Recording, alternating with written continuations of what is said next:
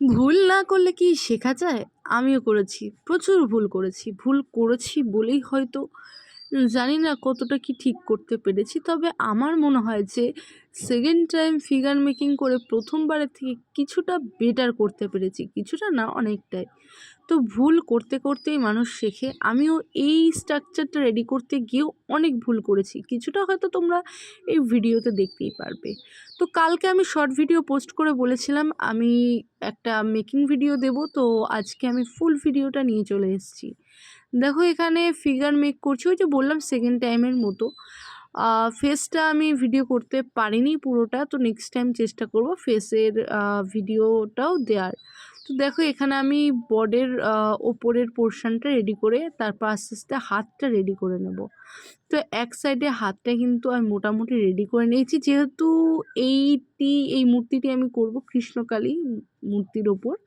তো দেখো হাতে যেহেতু বাঁশি থাকবে তাই হাতটাও আমি রেডি করে নিলাম। ওই যে বললাম না ভুল, দেখো আমিও কিন্তু এখানে একটা ভুল করে ফেলেছি। ভুল না ঠিক জানি না। তো আমি এখানে আঁচলটা দিয়ে নিয়েছিলাম, পরে যদিও এই আঁচলটা আমি তুলে নিয়েছি। তুলে নেওয়ার পরে আবার মনে হয়েছে যে না, আঁচলটা দিলেই বোধহয় ঠিক হতো। তারপরে আবার আঁচলটা দিয়েছিলাম। তোমরা ভিডিওতে দেখতে পারবে। আর পাগুলো দেখো আমি সুন্দর করে রেডি করে রেখেছি। পাটা ক্রসিং টাইপের হবে, যেরকম কৃষ্ণ ঠাকুরের থাকে। আর এখানে যেহেতু আমি চেয়েছি ধুতি শাড়ির মতো করতে।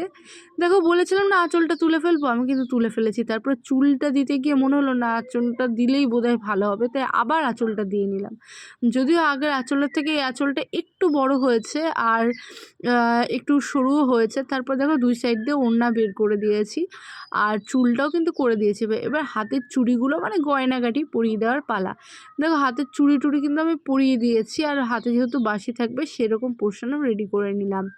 এরপরে যেটি করব সেটি হলো কিছু ফুল আমাকে অ্যারেঞ্জ করতে হবে, মানে কানের জন্য আর কি, চুড়ির জন্য।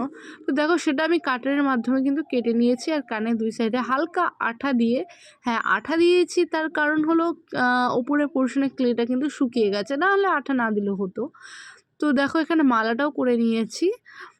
তারপর এবার বাঁশিটা যেহেতু হাতে না দিলেই নয়, দেখো বাঁশিটা কিন্তু নরম ছিল। তারপরে এই হলো ফাইনাল লুক। কেমন হচ্ছে অবশ্যই কমেন্ট করো।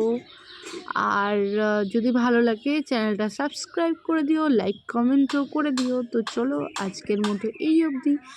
আবার নতুন একটা ফুল ভিডিও নিয়ে তোমাদের সাথে দেখা হবে। টাটা।